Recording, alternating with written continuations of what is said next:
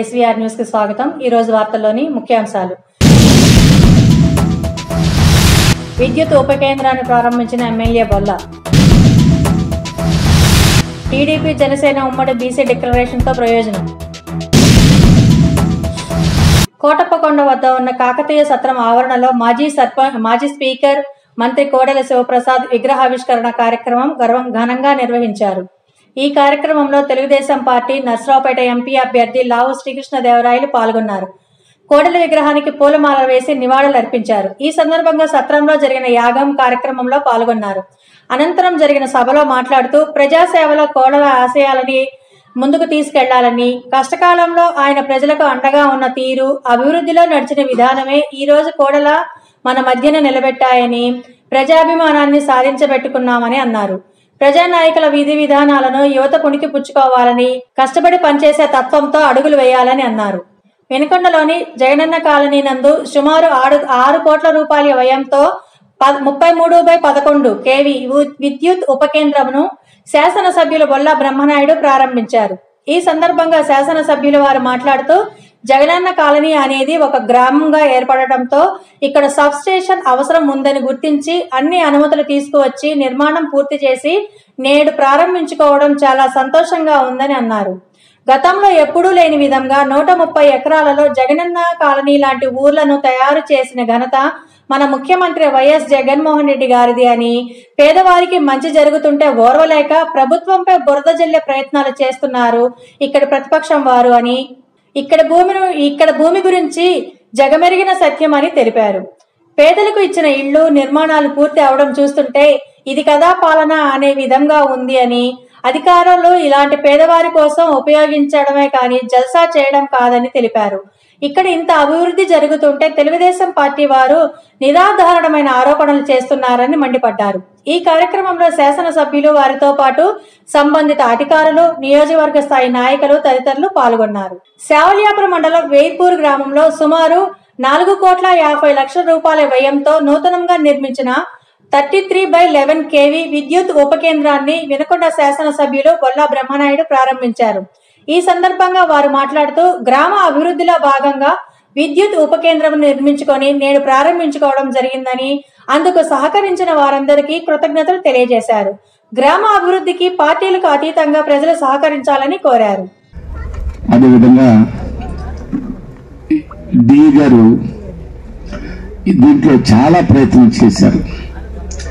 ఆ ప్రయత్నంలో భాగంగా మన గ్రామంలో ఉన్న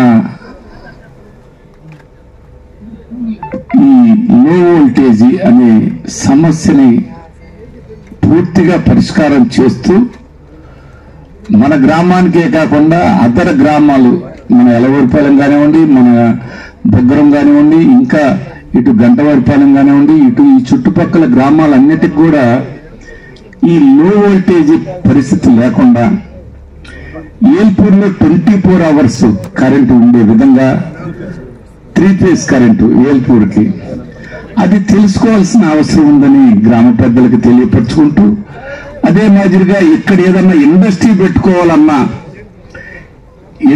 పెట్టుకోవాలంటే గతంలో మనకు ఆ అవకాశం లేదు। ఈ ప్రాంతంలో మంచి ఇండస్ట్రీ పెట్టుకునే దానికి కూడా మన సబ్ స్టేషన్ ఎంతగానో ఉపయోగపడే విధంగా మరి ఈరోజు ఇక్కడ చేసుకోవటం జరిగింది। దీనికి సహకరించినటువంటి కన్స్ట్రక్షన్ డి గారు, మరి అదేవిధంగా మన ఆపరేషన్ డి గారు, వాళ్ళిద్దరి సహాయ సహకారాలతో మరి ఇంత బాగా చేసుకోగలిగాం। ఇంకా చిన్న చిన్న వర్క్స్ కూడా ఇవాళ రేపట్లో అయిపోద్ది, తొందరగా చేయాలనే దాని మీద చేసుకున్నాం। ఇప్పుడు ఏల్పూర్ గ్రామానికి సంబంధించి ఆ ఇళ్ల మీదుగా వెళ్ళింది ఆ కాలనీలను, అది ఇల్లు కూడా సారు కన్స్ట్రక్షన్ డి గారికి మాట చెప్పాలని చెప్తానని కూడా చెప్పారు। సార్ కూడా ఆ చిన్న సహాయాన్ని చేయాలని మనస్ఫూర్తిగా కోరుకుంటున్నాం। మరి ఇక్కడున్న ఈ విషయాలన్నీ కూడా ఇది దాదాపుగా 4.5 కోటి ఈరోజు ప్రభుత్వం గౌరవ ముఖ్యమంత్రి జగన్మోహన్ రెడ్డి గారి ఆశీస్సులతో, ఆయన సహకారంతో ఆయన సహకారంతో మన ఊర్లో మనం ఏర్పాటు చేసుకోవటం, ఇది నిర్మాణం చేసుకోవటం ఎంతో గొప్ప విషయం. ఇవన్నీ కూడా మాటలతోటి ఏదో గారడి చేసే ఆలోచనలు కాకుండా ఆ గ్రామానికి, ఆ గ్రామ అభివృద్ధికి, ఆ గ్రామ పరిసరాలకి ఎంతగానో ఉపయోగపడే ఈ సబ్స్టేషన్ అర్థమయ్యే వాళ్ళకి, అర్థం చేసుకునే వాళ్ళకి ఇది చాలా గొప్ప పరిణామం అని ఈ సందర్భంగా తెలియపరుచుకుంటున్నాం. ఇదే లేకపోతే మన కోల్డ్ స్టోరేజ్ కి కరెంటు ఎక్కడి నుంచి వస్తుంది? ఇవాళ అంత పెద్ద కోల్డ్ స్టోరేజ్ నిర్మాణం జరిగిందంటే ఇక్కడ ఇంత పెద్ద సబ్స్టేషన్ ఉంది కాబట్టి మన ఊర్లో కోల్డ్ స్టోరేజ్ నిర్మాణం చేసుకున్నాం. ఇవాళ ప్రతి ఒక్కటి కూడా ఏల్పూర్కి ఇంత పెద్ద అభివృద్ధి జరిగిందంటే ఒక్కసారి ఏల్పూరు గ్రామ పెద్దలందరూ కూడా ఒక్కసారి మనసు పెట్టి ఆలోచించాల్సిన అవసరం ఉందని కూడా ఈ సందర్భంగా తెలియపరుస్తున్నాను. ఇంత ఏల్పూరు అభివృద్ధిలో ఈ అభివృద్ధికి సహకరించినటువంటి డిపార్ట్మెంట్ మరి అందరికి కూడా మన ఊరి తరపు నుంచి కృతజ్ఞతలు తెలియపరచుకుంటూ, మరి ఇంకా చెప్తుంటారు వాళ్ళు, గత ప్రభుత్వంలో, గత పాలనలో కనీస వసతులు లేని పరిస్థితి ఆనాడు ఉంటే, ఈనాడు ఇన్ని వసతులు ఏర్పాటు చేసుకున్నామన్న దాని మీద మనం ఎంతగానో ఆనందించాల్సిన అవసరం ఉంది.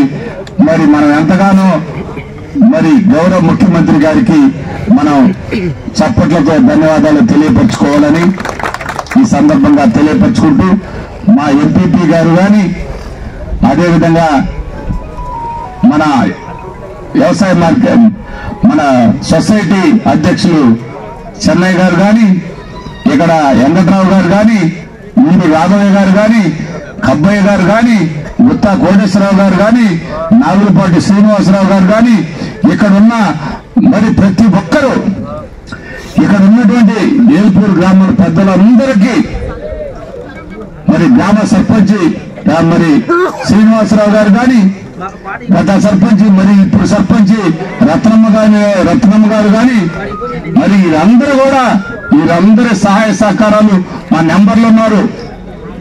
జంట కౌలు జగన్ గారును మన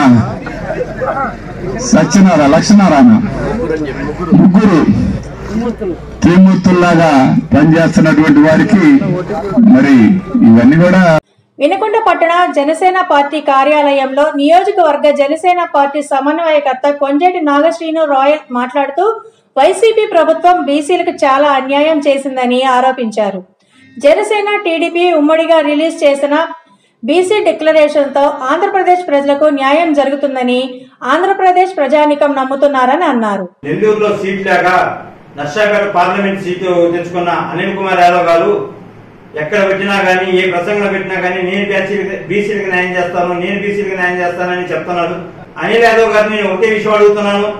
అయ్యా, మీ పార్టీలో ఉన్న జంగా కృష్ణమూర్తి గారికి టీడీటీ చైర్మన్ ఇచ్చి రేపు ప్రమాణ స్పీకర్ అనగా సనాతన ధర్మానికి విరుద్ధంగా కరుణాకర్ రెడ్డి గారికి ఇచ్చినప్పుడు మీరు పోయి ఎందుకు మాట్లాడలేకపోయారు జగన్ గారి దగ్గరికి? అసలు మీరు మంత్రిగా ఉన్నప్పుడు కానీ, ఎవరి మంత్రిగా ఉన్నప్పుడు కానీ ఎస్సీ ఎస్టీ బీసీ కాపు మంత్రులు ఎప్పుడైనా పోయి సీఎం గారి దగ్గర మాట్లాడేంత కెపాసిటీ మీకు ఉందని అడుగుతున్నాను. మరీ ముఖ్యంగా కాపు మంత్రులకి ఒక పవన్ కళ్యాణ్ ఎవరు ఎక్కువ తిరిగితే వాళ్ళకి పోస్ట్ ఇచ్చే విధానంగా ఓన్లీ కాపు మంత్రులు ఉంది పవన్ కళ్యాణ్ తిరగడానికి, పవన్ కళ్యాణ్ అవమానించడానికి తప్పితే మీరు చేసిన మంత్రి పదవిలో ఒక్క మంచి పని చెప్పండి, ఒక్క ఇది చెప్పండి అని నేను అడుగుతున్నాను.